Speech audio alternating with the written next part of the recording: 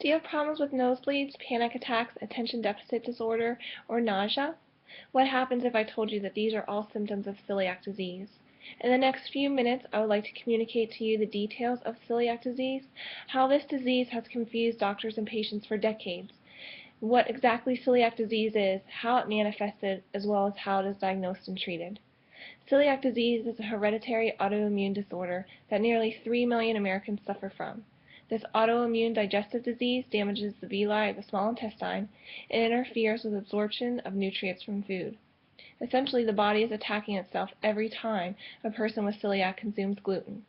According to the National Foundation for Celiac Awareness, this autoimmune digestive disorder has varying symptoms and can be difficult to diagnose. It is important to get a diagnosis if you have celiac disease so that you can begin a gluten-free diet that will provide long-term relief. Celiac disease is triggered by a consumption of the protein called gluten, which is found in wheat, barley, and rye. When people with celiac disease eat foods containing gluten, their autoimmune system responds by damaging the finger-like villi of the small intestine. When the villi become damaged, the body is unable to absorb nutrients in the bloodstream, which leads to malnourishment. Left untreated, people with celiac disease can develop further complications such as other autoimmune diseases, such as osteoporosis, thyroid disease, and cancer. According to the William K. Warren Medical Research Center for Celiac Disease in San Diego, nearly 1 out of every 100 people has celiac disease in the United States.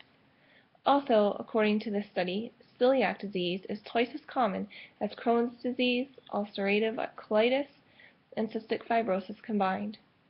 Researchers also believe that more than 2 million people in the United States have celiac disease but don't know it. Among people who have a close relative with celiac disease, the prevalence is known to be even higher. If you are a first-degree relative, parent, child, brother, or sister of a person with celiac disease, you have 1 in 22 chance of developing the disease in your lifetime. If you are a second-degree relative, such as an aunt, an uncle, a niece, a nephew, a cousin, a grandparent, a half-sibling, your risk is 1 in 39. According to Mary Brophy Marcus's special for USA Today titled Celiac Disease, It's Common and Commonly Misdiagnosed. When a person who is genetically prone to celiac disease eats gluten, it triggers an autoimmune response, and the body attacks itself, destroying normal tissues, in particular the villi and the small intestine. Normally, these tiny hair-like fingers act to absorb nutrients from food, but when the villi malfunction, the digestive system goes haywire, causing problems such as chronic diarrhea, gas, bloating, reflux, and constipation. According to the Mayo Clinic, there are a few ways you can get tested to see if you have celiac disease.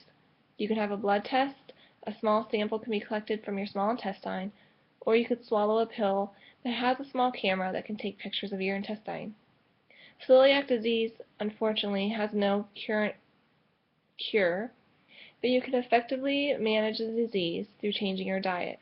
To manage the disease and prevent complications, it's crucial that you avoid all foods containing gluten, such as barley, durum, farina, graham flour, rye, spelt, and wheat.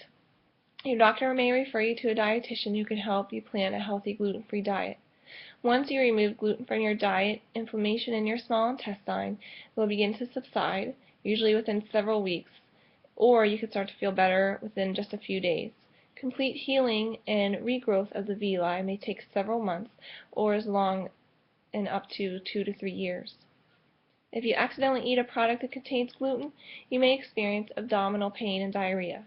Some people experience no signs or symptoms after eating gluten, but this doesn't mean it's not harmful. Even trace amounts of gluten in your diet can be damaging, whether or not they cause signs or symptoms. If your nutritional deficiencies are severe, you may need to take vitamins and minerals or other supplements recommended by your doctor to help correct these deficiencies. Some recommendations could be calcium, iron, vitamin B12, vitamin D, and vitamin K. Living with celiac disease can be difficult, and I know. I've lived with it for 13 years now. Every day it is a challenge.